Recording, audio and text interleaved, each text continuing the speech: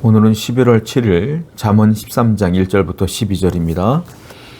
2절부터 읽어볼게요. 사람은 입의 열매로 인하여 복록을 누리거니와 마음이 괴사한 자는 강포를 당하느니라. 입을 지키는 자는 자기의 생명을 보존하나 입술을 크게 벌리는 자에게는 멸망이 오느니라. 자, 우리가 말을 통하여 오는 결과가 다르다고 성경에 써 있어요. 우리가 어떤 말을 하느냐에 따라 그 말의 결과가 달라진다는 거예요. 2절을 보게 되면 어떤 사람은 이 말을 함으로 말미암아 복록을 누른다. 복이 온다라는 거예요. 그리고 또 어떤 사람은 말을 잘못해서 어떤 일이 벌어지냐면 강포를 당하느니라.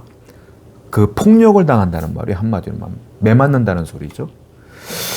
자, 이게 무슨 소리냐면 말을 어떻게 하느냐에 따라 결과물이 달라진다라는 거예요. 그리고 3절을 보면 입을 지키는 자는 자기의 생명을 보존한다 이렇게 표현하고 있어요. 그러므로 우리가 입술을 통제할 줄 알아야 된다는 거예요.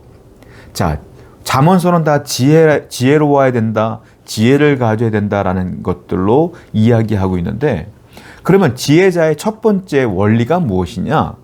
지혜의 첫 번째 원리는 뭐냐면 입술을 통제하라입니다. 입을 다 통제할 줄 알아야 돼요. 말을 선별할 줄 알아야 돼요. 그래서 믿는 성도들은 항상 어떤 말을 해야 되냐면 상대방을 세우는 말을 해야 되며, 공동체를 세워주는 말을 해야 되며, 사람들을 위로하는 말, 격려하는 말, 긍정적인 말, 은혜의 말로서 공동체와 사람들을 세우는 말을 해야 된다는 거예요. 그래야 그 사람들로부터 위로를 받고 또 나 또한 기쁨을 얻게 된다는 거예요. 그런데 말 한 번 잘못해서 그 사람을 비난하고 비판하고 꾸짖고 그 사람들을 욕하면 관계가 틀어질 수밖에 없죠. 이런 문제가 생긴다라는 거예요. 그러므로 지혜자는 항상 말을 하기 전에 하나님께 여쭈어 보는 게 중요해요. 기도해야 된다. 그리고 하나님이 주시는 지혜로 말을 하도록 우리가 한 번 더 생각해 보며 말을 해야 될 줄로 믿습니다. 4절입니다. 게으른 자는 마음으로 원하여도 얻지 못하나 부지런한 자의 마음은 풍족함을 얻느니라. 자, 게으른 자는 마음으로 갖고 싶죠. 그런데 게으르기 때문에 얻지 못한다는 거야. 왜? 내가 얻기를 원하면 그것을 위해서 노력을 해야죠. 일을 해야죠. 만약 학생이 공부를 잘하고 싶으면 공부를 해야지. 내가 사업에 성공하고 싶으면 열심을 다하여 아침부터 열심히 일해야죠. 그렇지 않습니까? 농사를 지으면서 내가 열매를 풍성히 얻기를 원하면 봄부터 계속적으로 일하며 나가야 돼요. 이게 부지런함이죠.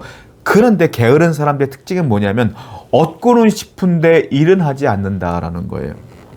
그런데 부지런한 자는 마음의 풍족함을 얻는다라는 거죠. 부지런한 자들은 열심을 다해 일하기 때문에 풍성함을 얻는다라는 거예요. 물론 사람이 하다 보면 내가 어찌할 수 없는 부분이 있어요. 사람이 한계가 있습니다. 그땐 뭘 하면 되죠? 그때는 기도하는 거예요. 그런데 내가 할 수 있는 부분이 있죠? 내가 할 수 있는 부분이 있으면 열심을 다하여 노력하는 겁니다. 그게 하나님께서 우리에게 요구하시는 삶의 원리예요. 성도의 원리야. 성도는 부지런하며 열심히 맡은 사명을 감당하고 직장생활이나 사업장이나 또한 학교에서나 가정주부로서의 역할을 충실히 담당하는 거예요. 그러면서 동시에 기도하며 하나님께 여쭤보며 맡기며 살아가는 거예요. 이것이 부지런합니다. 오늘도 여러분 인생에 맡겨진 사명을 잘 감당하십시오.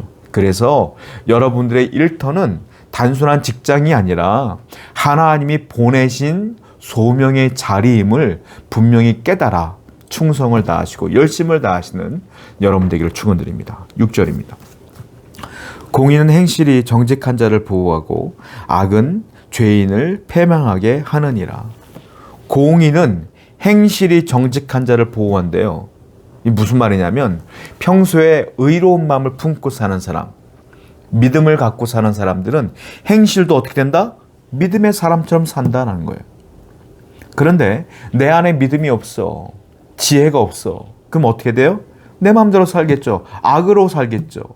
사람들이 사는 삶의 원리대로 살겠죠. 근데 문제는 뭐냐면 그 행실이 정직한 자를 보호한대요. 공의로운 행실이 정직한 자를 보호한대.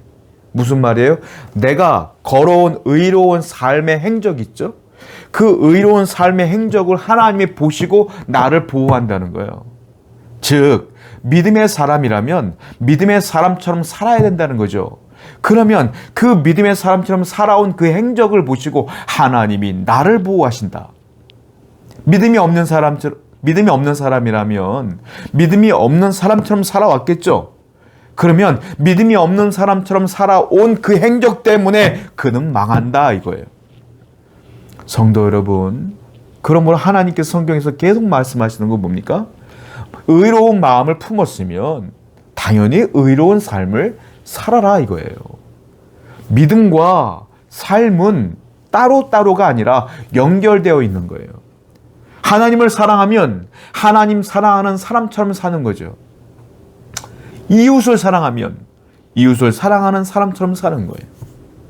말씀을 사모하면 말씀에 순종하며 사는 거죠. 그러므로 성도는 삶으로 하나님께 영광을 드러내는 겁니다. 오늘도 의로운 삶을 사심으로 말미암아 하나님의 축복과 은혜와 보호를 받는 여러분 되기를 축원드립니다. 8절입니다. 사람의 재물이 자기 생명의 속전일 수 있으나 가난한 자는 협박을 받을 일이 없느니라. 여기 보면 재물이 많은 사람들, 부유한 사람들에 대한 축복을 얘기해요. 부유한 사람들은 재물이 많으므로 생명의 속전일 수 있다. 그렇죠? 여러분, 돈이 많으면 수명이 길어집니다. 왜일까요? 병원을 갈 수 있잖아요. 병원에 갈 돈이 없으면 수명이 짧아져요. 그렇죠?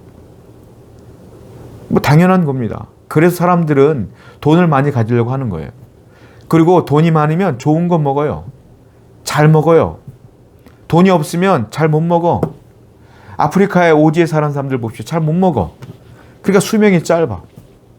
돈이 많으면 좋은 물 먹어. 돈이 없으면 물을 잘 못 먹어. 좋은 물을. 그래서 수명이 짧아져. 이 말이에요.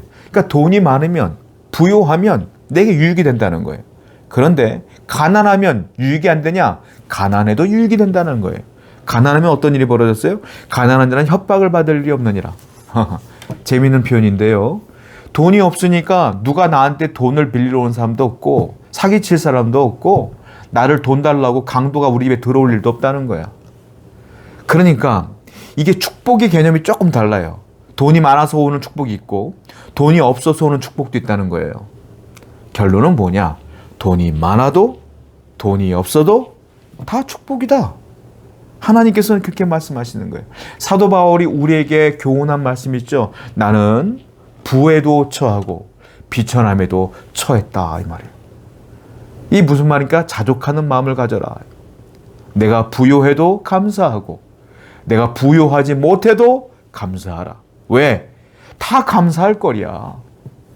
이게 지혜다. 돈이 많습니까? 감사하세요. 물질이 부족합니까? 감사하세요. 주신 것도 감사, 안 주신 것도 감사, 덜 주신 것도 감사. 그것이 성도의 삶이 아니겠습니까? 오늘도 감사하며 살아가는 여러분 되기를 축원드립니다. 기도하겠습니다. 하나님 아버지, 늘 하나님 앞에 서 있음을 기억하여 의로운 행함으로 나아갈 수 있도록 인도해 주시며 언제나 어떤 상황에서도 감사하는 성도의 삶을 살게 해 주시옵소서. 예수님의 이름으로 기도드렸습니다. 아멘.